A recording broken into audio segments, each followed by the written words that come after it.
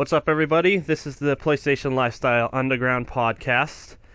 We are the only and greatest unofficial podcast of PlayStationLifestyle.net. I am Hugo Stiglitz. You can find me on PSN as Hugo Stiglitz _420.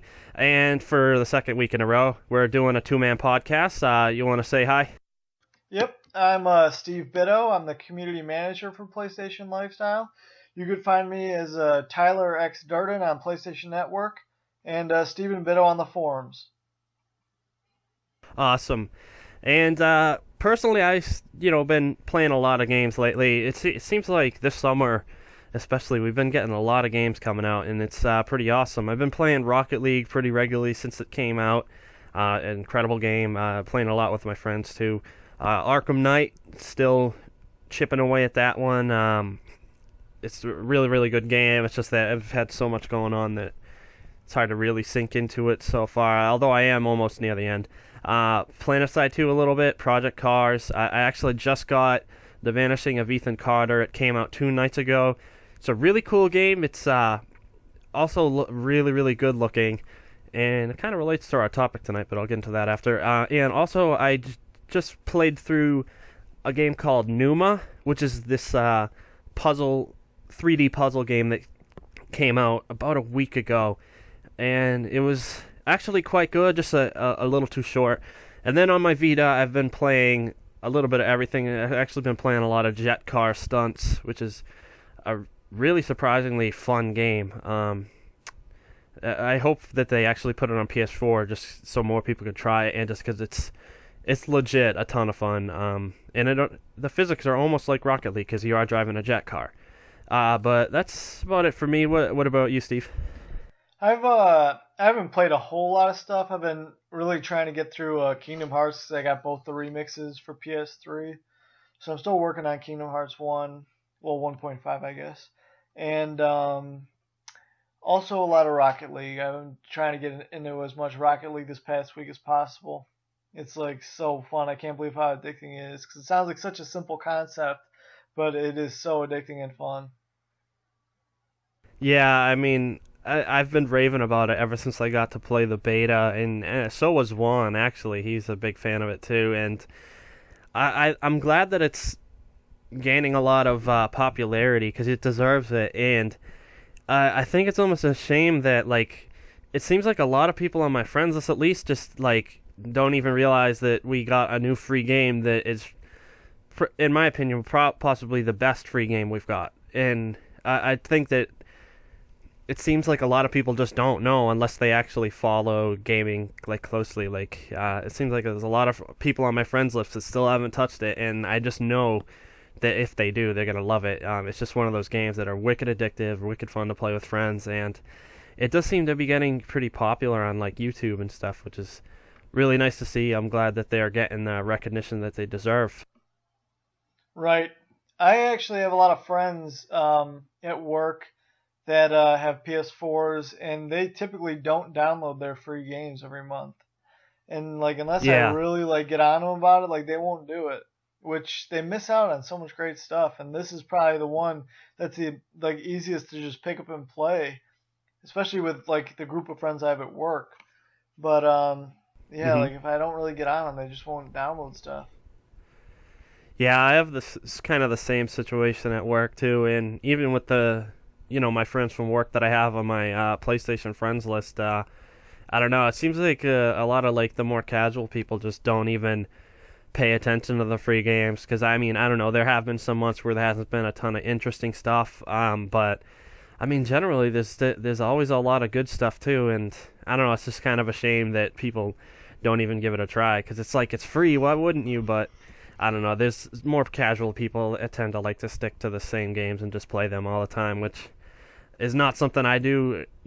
Evidently, when every week we talk about games, I end up going on for like 3 minutes because I tend to bounce around between games instead of just sticking to stuff. But I guess people play games differently, so can't really knock on that. But it would be cool if all those casual people actually gave Rocket League a chance, because I think a lot of people will like it. Because actually, I was just talking to someone I work with earlier, just telling him about the game, because I know he plays a lot of sports games, and I think I might have convinced him to download it. And also there was somebody else that we work with that mentioned it to him as well.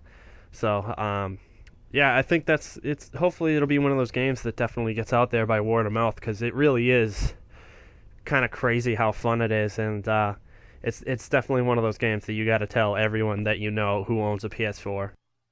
Right. I actually noticed today I was on Metacritic and it was in the middle. It was like 84. I think it was sitting like a point Oh, above. really? Yeah, it was a point above God of War Remastered. Well, God of War 3 Remastered. So I mean, you got to Oh, imagine that's it's weird. getting a ton of attention on there. So that's where all the casual gamers typically check. Yeah, I figured it would have got a much higher score than that, to be honest. And same with God of War 3. I mean, didn't the original version of God of War 3 get like in the 90s? Yeah. I could be wrong, but that's weird, I, because I if think anything, it did. I think people are just. I think with God of War 3 Remastered, I think since it was kind of announced around the same time that the Uncharted collection was kind of being rumored, and Mhm. then it ended up being announced like slightly after that. I think just the lack of extra content, people are a little bit disappointed. Yeah, I mean, I get that from like, maybe consumers, but as far as the reviewers, I don't Like think it's that still should the have same any great, effect on their score, because right? it's the It's same still the game same except great, better. yeah, same great package but better. So if anything, it should have like maybe 1 or 2 points higher than the original God of War 3 Metacritic score. Right. Like The I thing don't know. is, I think that's the thing is with um. Metacritic, like it only takes a couple scores to bring it Mhm. down, and I mean it's just like I was listening to, not to get too much on a tangent here, but I was listening to like an old podcast today about The Order and how it was received at IGN. I was listening to Beyond because I missed like a lot of Beyonds for kind of like I stopped listening after Colin and Greg left, and Mhm. they were talking about how they gave it a 6.5, and they were saying that's like an okay score. Like it's they're scoring it on a not to be so like locked into the school scale, the scholastic scale, excuse me, Yeah. where like a 70 and 80 is just okay. That's where like good is. And they're Mhm. and while I kind of agree with that, you have to accept that not everyone's using that scale. So when it comes to Metacritic, like it's going to be dragging things way down by For not being on the sure. same page with the other outlets. So I don't know. I'm sure that Yeah, kind I of think. factors into why the scores kind of change, especially for things like God of War. Mhm.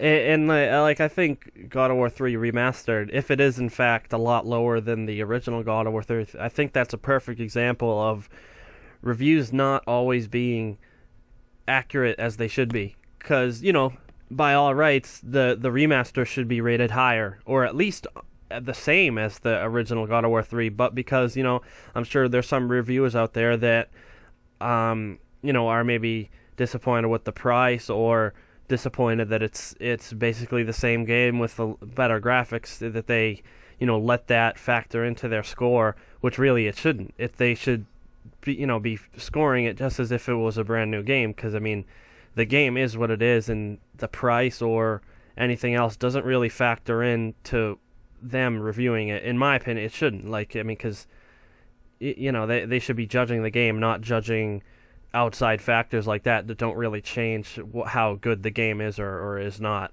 So I think that's just a perfect example of the inconsistency of reviews and reviewers and stuff. But yeah, I don't want to get too hung up on that whole thing. But Right. it actually does relate to our topic this week, because we're going to talk about graphics and the importance of it. How it can affect gameplay, and like just some games that we really like the look of. And I personally I love good graphics, but that doesn't mean I can't play a game with some simple graphics. Like, I think to me the most important thing in graphics is clarity. Like, I do like flashy graphics, but I think the most important thing is for me to actually be able to see what's on the screen, and for me to be able to actually play the game. And so to me, like, sharpness of the graphics and clarity is probably the most important thing to me. And so it's nice when some games can have, that really incredible looking and really flashy graphics with a lot of effects, but also have clarity.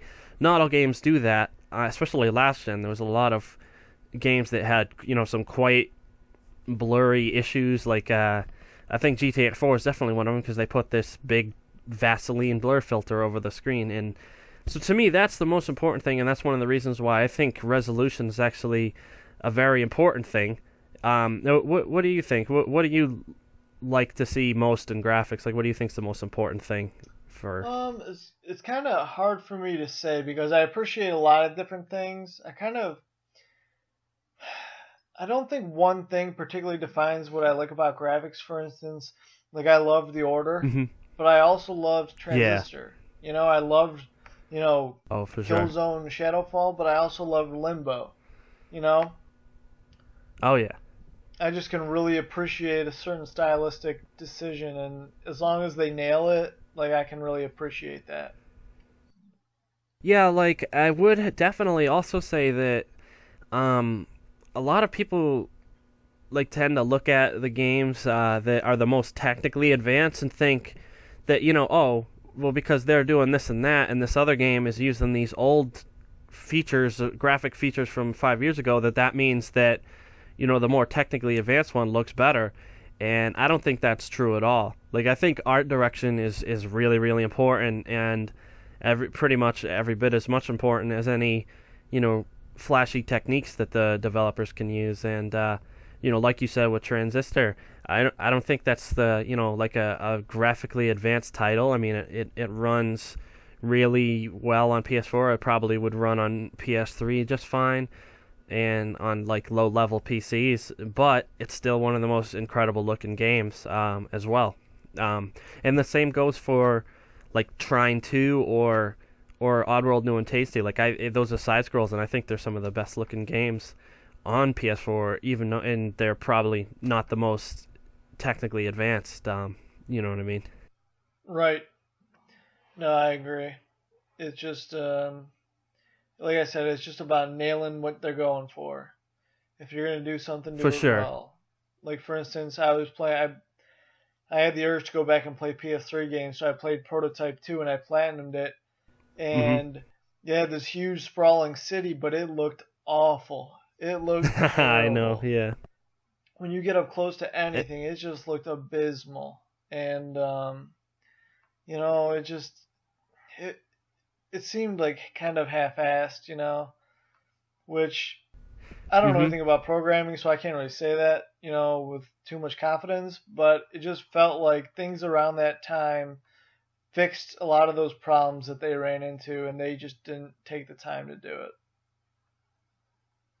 Yeah, and I think that's like an example of what I don't like to see in graphics because I have played Prototype 2. Funnily enough, this week, actually, I think on Tuesday, they just released the Prototype remaster. It was the first Right. one and the second one.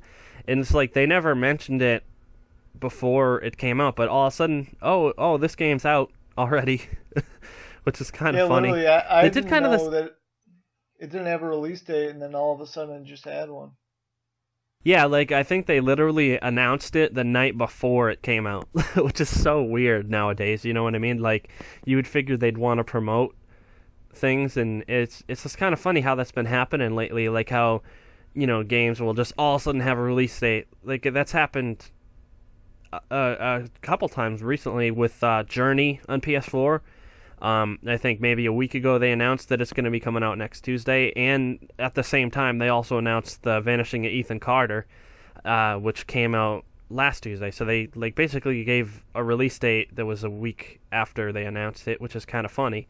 I mean, we did know that the Vanishing of Ethan Carter was coming, but yeah, and I think that's another example of a game with great graphics, and I think it's cool to see like indie games that only cost like $20, but then they have production values that are better than a lot of $60 games. You know what I mean? It's pretty cool to see that, and I think also Everybody Has Gone to the Rapture is another one by most accounts because it's using CryEngine 3 or whatever. and apparently that's a really good looking game. But that's another game that's only going to be $20. But it has $60 production values easily. Right. And especially with that type of game, because both of them are, somewhat exploratory. I think the nature of what you're doing in each is different, and like the story is different. But you are doing a lot of exploring, and I think it really is important for games like that because it really adds to the immersion. It helps you get lost in the world, which I think is very, very important for games like that. Yeah, I that's the one thing I like about games with good graphics the most is that they make me want to stay in that world. Like, there are games that I've replayed many times just because I just loved the world and I loved how immersive the graphics made the world and how much I enjoyed being in the games. Like, and they might not even be the best games. Like, Killzone Shadowfall single-player campaign is an example. I don't think it's the best single-player campaign, but I've already played it 4 times, and it's not even been out that long. It's like I have a number of campaigns, but it's just because that world was so gorgeous, and I did love the gameplay too, and the shooting especially, but it's like, that's a perfect example. Also, Crysis 1, even on PS3, it's just like, I love the art style of it. I love the location, because you're in a jungle, island type place, and it's like, even on PS3 it had a lot of like technical problems, but it still looked really amazing. It was just a really cool atmosphere. But I think that's another part of like art direction being every bit as important as anything else to these games. And it's not just being photorealistic or trying to look realistic. I think it goes beyond that, because I've seen some photorealistic games that didn't quite look as good as others, and I think it's because of the art style. I think last gen we had a lot of games that were like too much grayscale, and personally I don't enjoy playing games like that. Killzone used to be known for that, basically. And that was one of the reasons why I didn't enjoy Killzone 2 a ton. Because it's just like, it wasn't a world that I really enjoyed playing in. And Right. although there are a lot of people that would say that, maybe that's the best one in the series, I totally disagree. And I just enjoyed myself a lot more in Killzone Shadowfall. So I think that graphics can really have a big effect on the enjoyment of games, at least for me. Have you had any experiences like that where better graphics made maybe a game that wasn't the best, it just made you want to replay it more just because of how amazing it looked? I would actually say that was The Order for me. Like, I really appreciated all of that world had to offer. I really just kind of like would stand and like stop my character and kind of just look around and appreciate all that was around me, and the environments, how just beautiful they looked. That's one that, especially because the gameplay wasn't too, gripping. Mm-hmm. I really went back to it. I got the platinum. Not that that was that big of a challenge, but I had no problem like running through 2 or 3 times. Just having a good time with it, enjoying seeing the environment and the world. Yeah, for sure. And I think I've replayed it. I think I've played it 3 times total. And that was one of the big reasons. It's just because it's just such a gorgeous world. And I mean, I did really like the gunplay. I just kind of wish there was a bit more of it as far as like replayability. Like the first time you're playing it, I had no problem with the amount of gunplay because I was just really into the story and the cinematics. But the more you play it, you do kind of want a little less cutscenes and a little more gameplay. You know what I mean?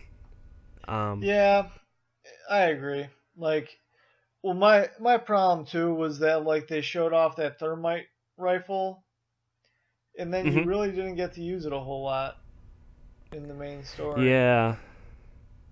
Yeah, there were times that you could find it, where they don't necessarily hand it to you, or you don't necessarily go up against enemies that would have it. Right. But there were some places where you could find it hidden away, in like a certain like weapon closet or something like that. So Right. you could use it a decent amount, but yeah, I heard a lot of people complaining about that. I didn't find too much of an issue with it because it was a very powerful weapon, and I did really, really enjoy all the weapons pretty much. I mean, except for one of the pistols I didn't like, but like I thought the weapons felt really, really solid in that game. But yeah, I don't want to talk too much about just that one Right. game. But yeah, like on the other spectrum is like Transistor, which you mentioned, which I think is an absolutely beautiful game because to me, almost every scene in that game, it looks like a painting or some kind of really amazing artwork, it's just super impressive. And so, I mean, it's kind of like a very different type of, graphic, graphical aspect to it than, say, The Order, which is very photorealistic. But it's still, I think, every bit as immersive. And so I think, that's really, really as important as being photorealistic. Is just it's just the important thing I think is just making games visually pleasing to look at. Right. And it's Like like they don't the have to creative be. vision and just nailing the creative vision. For instance, like I would Hmm. say like Journey. Like Journey's a Oh yeah. game that it's not photorealistic really. It's not really Yeah, that impressive as sometimes. far as the types of things you're seeing, but they had like a creative vision, and every scene, the way it looks is like crucial to the way that scene is supposed to make you feel. It all goes together so well, and really that's kind of hard to nail, but they just absolutely got it perfect. For sure, for sure. And like there are some elements of it that are, very realistic looking, but it still comes across as a very like artistic and really just like artistically beautiful game. Although it is also a little bit photorealistic too, and I think that's one of the examples of blending, an artistic style while also having realistic, graphics at the same time. Because it wasn't cartoony, but it also like was definitely very like painterly and just like a very pretty game to look at. Although it wasn't the most photorealistic, it was just a really, and I can't wait to replay that on PS4. By the way, um, but a lot of discussion has been made about resolution, and personally, I do think that it is very important. Like the few games that I have on PS4 that aren't 1080p, it upsets me. Like it I think a lot of people like to point to the whole console war and think that it has something to do with that. And I mean, maybe for some people it does. Like there are probably some fanboys that like to latch onto that because it's just one thing that they can hang over the other fanboy's head. Yeah, But the personally, scoreboard type thing. Yeah. exactly like it. Personally, I long before PS4 was even announced, I always thought it was important. Like, because like I mentioned earlier, I find clarity very important. Like I don't like to see a ton of aliasing. I don't like to see blur, and the and no matter what you do, really, if it's a lower resolution, it's just gonna look blurrier than it would if it was a higher resolution. I mean, that's just the nature of the game because I mean, even just between 900p and 1080p, it's a difference of 44%. Like I think 900p is 1.5 million pixels, while 1080 is 2.5 million. So I mean, it's a pretty huge difference. Like Right. and I really noticed the difference. I mean, I know a lot of people sit too far from the TVs, so that's probably why some people like to play down the differences. But to me, it's huge. Like, and especially in certain games, like any game though, like where you're looking across great distances, like especially something like Battlefield, I think it's crucial. Like when I first got Battlefield 3 on the PC, I had been playing it on the PS3, which was 720p, and it's just like night and day, just on resolution alone. I mean, the difference between 720p and 1080p is huge, and especially for a game like that, because it's very important to be able to see that sniper that's camped, way across the map. While in 720p, you can't even see it. Even on the smaller maps, like whenever if I ever go back to playing on PS3, that's one of the things I notice is that things that you would normally be able to see and you'd normally be able to take shots at, you just can't even see it at all, because it's just lost in the lack of resolution there. Like it's just not, the game can't draw it because there's not enough detail there. And for me, that's one of the most important things. Like, I have an easier time looking at games that are more clear, more sharper, and more higher resolution. I may be unique, but my eyes actually struggle to deal with lower resolution. Like, I had a lot of issues last generation, and still this generation, just because it is actually bad for you to stare at a TV screen for long, not only because of the light coming off the TV screen, but also the fact that you're focusing at something on one distance. I actually did a lot of research into this, because what would happen to me last generation is my eyes would get wicked blurry, like my vision. And when I would stop playing games and I would look around, and it's like I could barely even see. I could barely even read something that's like right in front of my face, because it just has that effect on my eyes.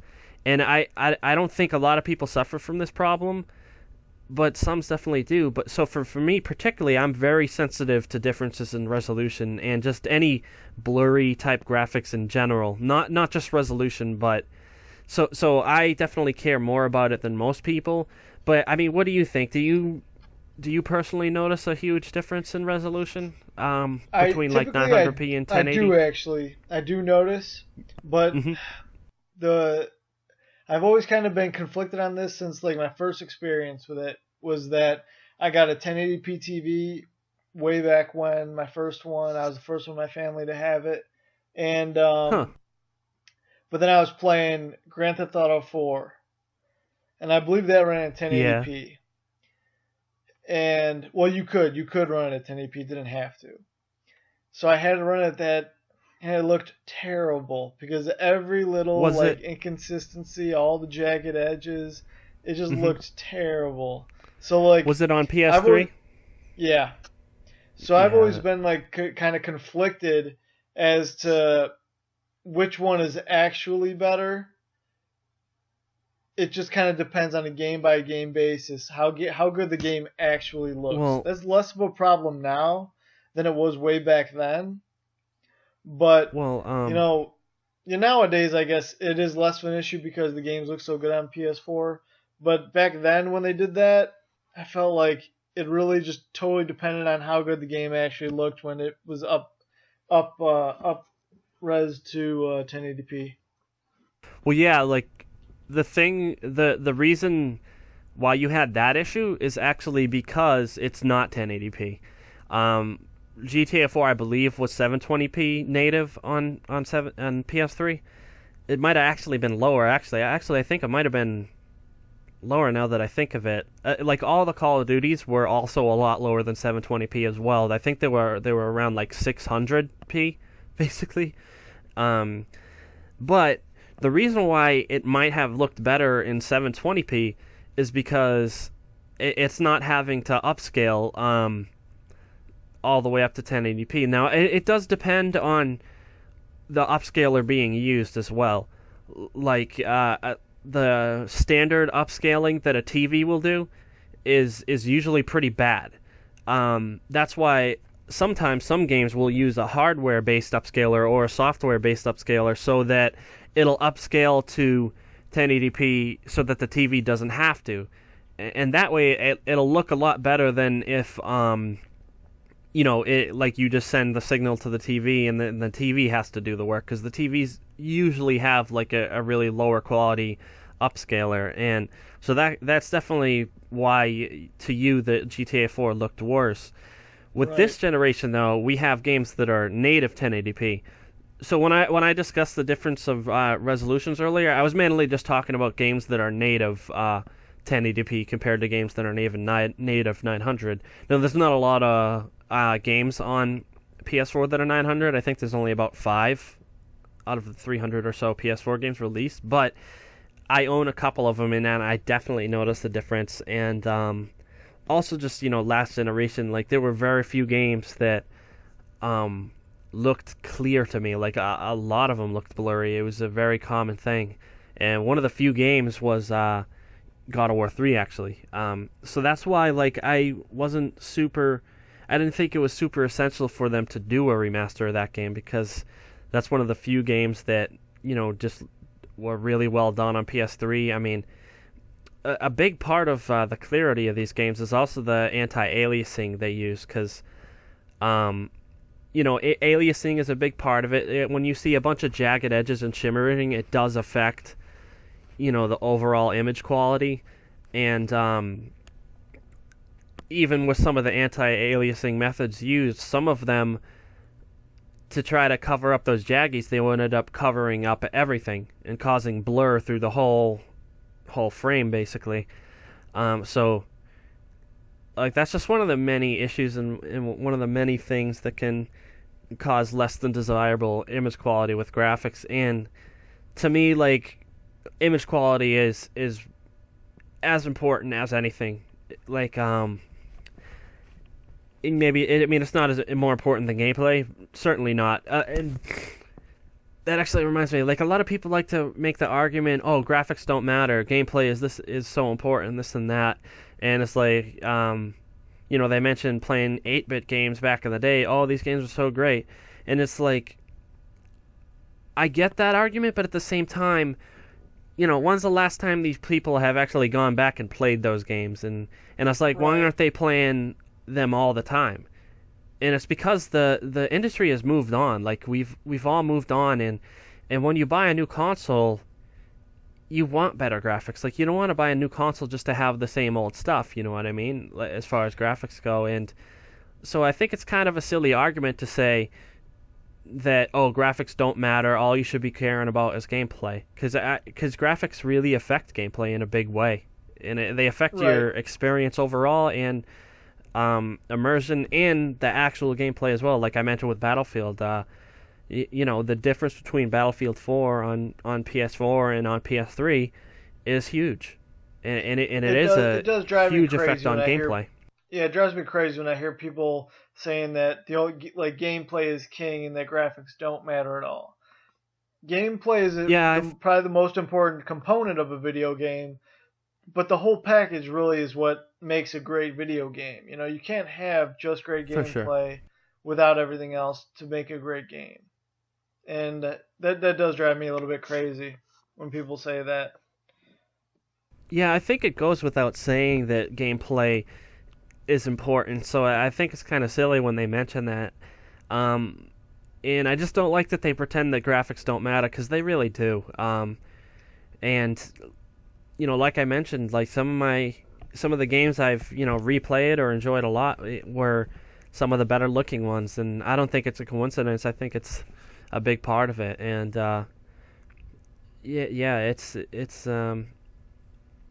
just kind of silly when people try to downplay the effect that graphics can have on the overall experience.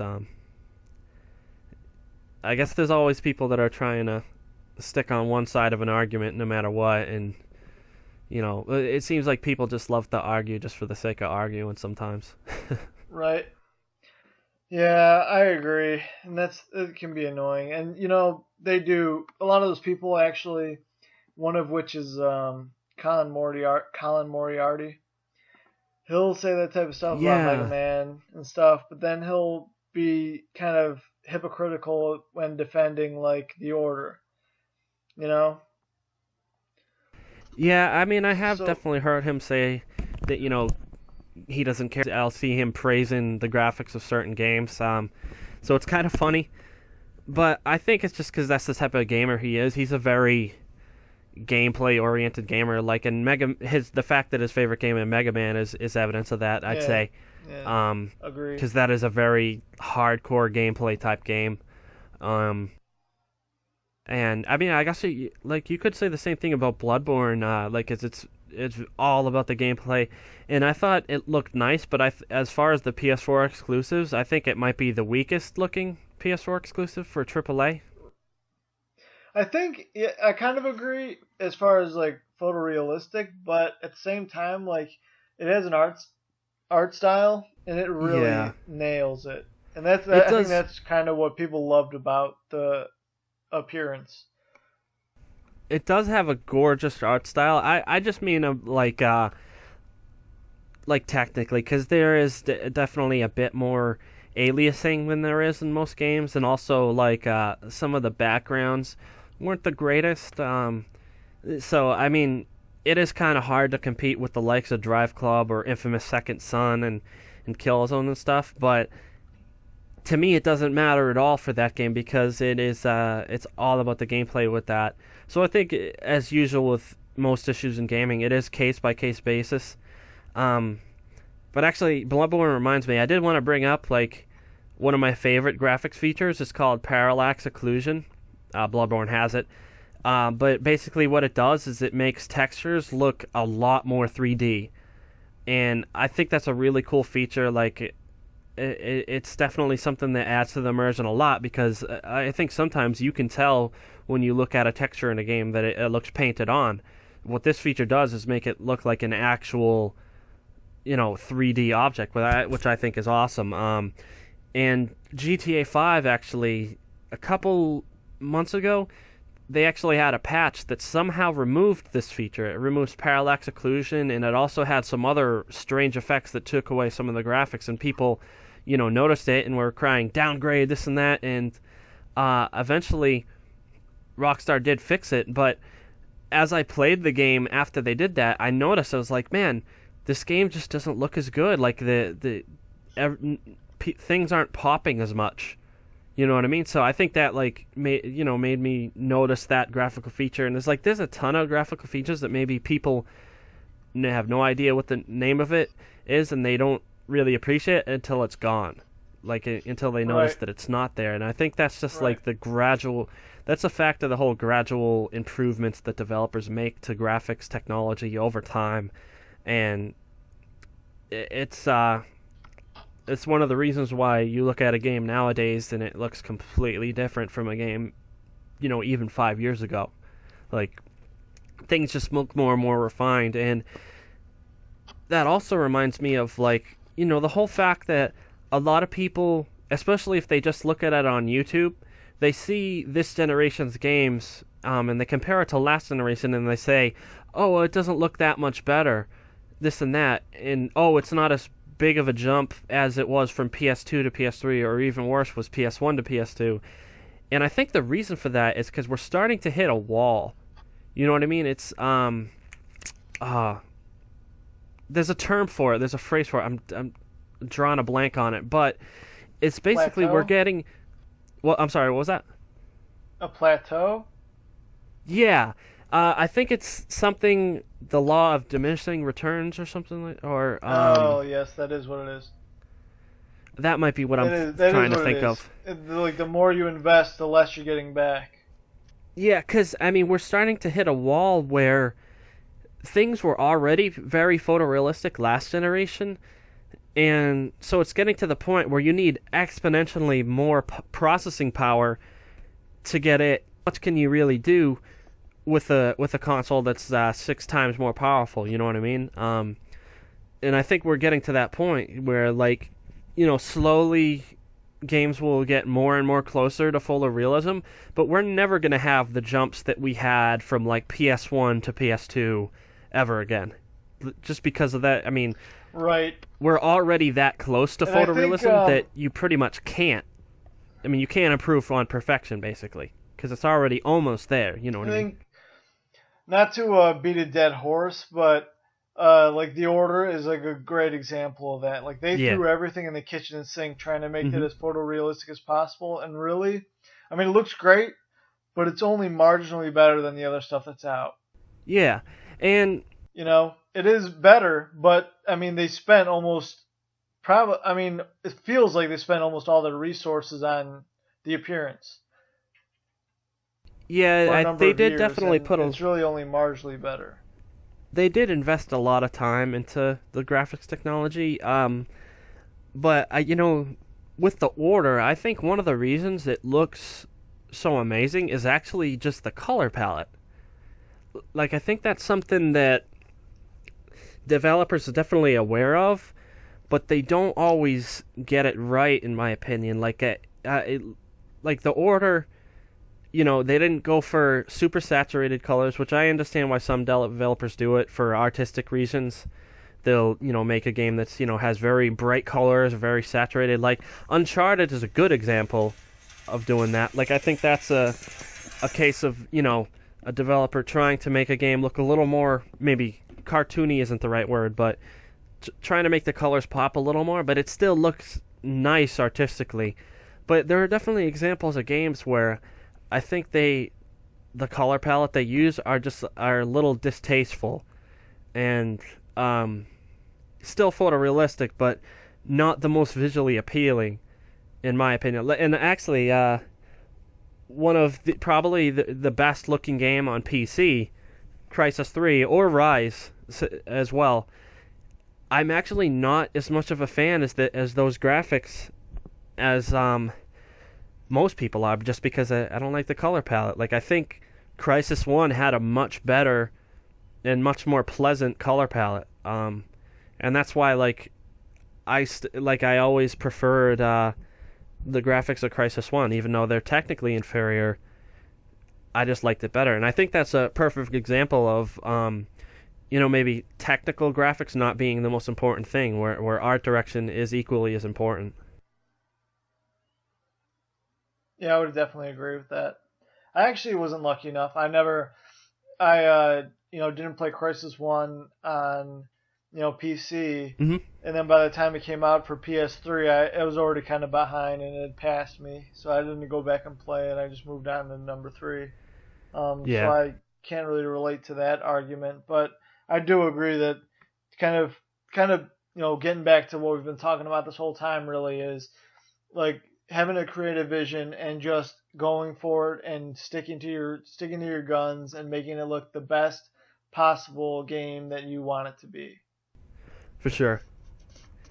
I think a cool example of that is Alien Isolation, because they looked at the original movie, which is kind of what they wanted the game to kind of mirror the tone and the feel of the first movie, but they went further than that, and they almost like copied like the visual style and like the sets in that movie, because it's like if you compare pictures of the medical area in that movie to the medical areas in the game, it looks almost identical. And I think that really adds to the game, because they use the term lo-fi sci-fi, like old school sci-fi kind of had this more analog look to it, but it's still futuristic, and I think that really adds to the immersion of that game specifically. And I think that's cool, because they stuck with their creative vision. They probably could have done the same game, but instead make things look a lot more modern. But instead they decided to stay true to the first movie, which I think is really cool, and it kind of makes that game a more unique experience as a result. You know what I mean? Right. I could go on for a long time talking about graphics or games that I really like the look of, but I think it's a pretty complicated issue. But overall, I think good graphics are good. Like visually pleasing games are made better because they look better. I mean, it's a more enjoyable experience, and that's one of the reasons why I tend to really like remakes. I'm almost a sucker for it, because if it's a game I really, really like, even if I'm not necessarily jumping to replay it, I'm still gonna want to get the remake, just because I don't know, I'm a sucker for that type of thing. And God of War 3 is probably an example of that. It's not a game that I necessarily need on PS4, but I probably will get it down the line when it is cheaper. And I did the same thing with Tomb Raider. I have although the PS4 version does look a lot better than the original PC version. It's not that. It's not like I needed it. I still got it when it was on sale though, just because I'm a sucker for that sort of thing. And so I don't know. Like I'm kind of a graphics whore, but not. You know what I mean? But I don't know. Would you consider yourself a graphics whore at all? Yeah, I probably would say I am. Like I do notice bad graphics, and it does bother me more than it should. And like great graphics, like make me really appreciate a game more than I'm definitely willing to overlook like gameplay flaws if the graphics are really amazing. Yeah, me too. At the same time though, like I can still deal with like older games. Like PS2 era games. As far as like remasters, like I still think some of them look really nice. Like I think like a lot of the PS2 remakes on PS3 look really really good on PS3, even though they're obviously much less advanced than some of the other games that come out. I just think they're really pleasant to look at because they're really clear, and yeah. So I guess I'm a graphics whore, but I'm also not. I don't know. It's kind of weird. Like Ridge Racer 7, I'd say is an example of that. It clearly has PS2 era graphics, but because it's 1080p, 60 FPS, I think it's a very nice game to look at. And it's like, so that I guess that's like that. It's kind of I'm a graphics whore for games that are pleasant to look at. Like I don't need the most technically advanced graphics. In other words, and I mean, is that the way you feel about it too, or do you really like to see the really flashy, really advanced and modern type graphics? No. I think ultimately I just like something that's pleasing to the eye. I really don't know too much Hmm. about the technical reasons for it, but Yeah, yeah, if it's pleasing to the eye, like I'll notice that immediately and really appreciate that, and it totally affects the way I think about the game for sure. yeah. So I guess it depends on how you would define a graphics whore. Because to me, like what I mentioned, I think that's kind of not being a graphics whore. Like if you just like something that's pleasing to look at, whether it's the most modern thing or whether it's just an older game that still looks really good. Um, I don't know if I would classify that as a graphics whore. Like I think the graphics whores are more like the people that absolutely need 60 FPS or the most advanced modern stuff. Like I don't think there's a lot of people like that on console because we don't always get the most high quality like ports and stuff, and like some games tend to look a lot better than others. So I don't know. I think that maybe there's a lot more graphics whores on PC. Although there's definitely a lot of people like myself who really really enjoy the look of some good looking games on PS4, like especially like Killzone. Like I think that's my personal pick for best looking game that I've seen. Not the most photorealistic, but I think it's the most visually pleasing for myself. And I think Uncharted 4 is probably going to be really incredible, like graphically and gameplay. That's one of the things I think that makes Uncharted so great, is because it not only is it incredible visually, but it's just so much fun to play, and I really can't wait to play the remaster and Uncharted Yeah, the 4 especially. remaster has me really excited. I can't wait to just play all three of them. I'll probably try to get platinums in all three. Me too, yeah. Especially because they took out the online trophies, so I think that's going to be really cool. And yeah, I'm definitely looking forward to that. And Journey, that's another one it's just a remaster, but I'm Right. totally pumped to play it. Just like I was. And free if you already bought it. Yeah, I did buy it, so It's cross I get buy. it free. And I mean the same thing last year. I mean, one of my most anticipated games was games that I played several times before. Last of Us Remastered and Metro Redux. I was super Yep. pumped to get both of those games, even though they were just remastered. So I think, for me, that's a perfect example of how how graphics can really improve your experience and really affect it, and why they are definitely important, despite what some people might say about gameplay being king. I think it's all important. Right. Yeah, I think we can agree on that for sure. Yeah, but hopefully next week we will finally get around to doing that top 5 list. Hopefully we'll get Juan back in here.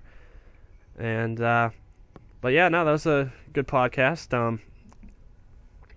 Any other thoughts, or do you want to wrap it up? No, let's wrap it up and play a little Rocket League. Oh, hell yeah. Yep, sounds like a plan. All right, thanks for listening, everybody. Peace out.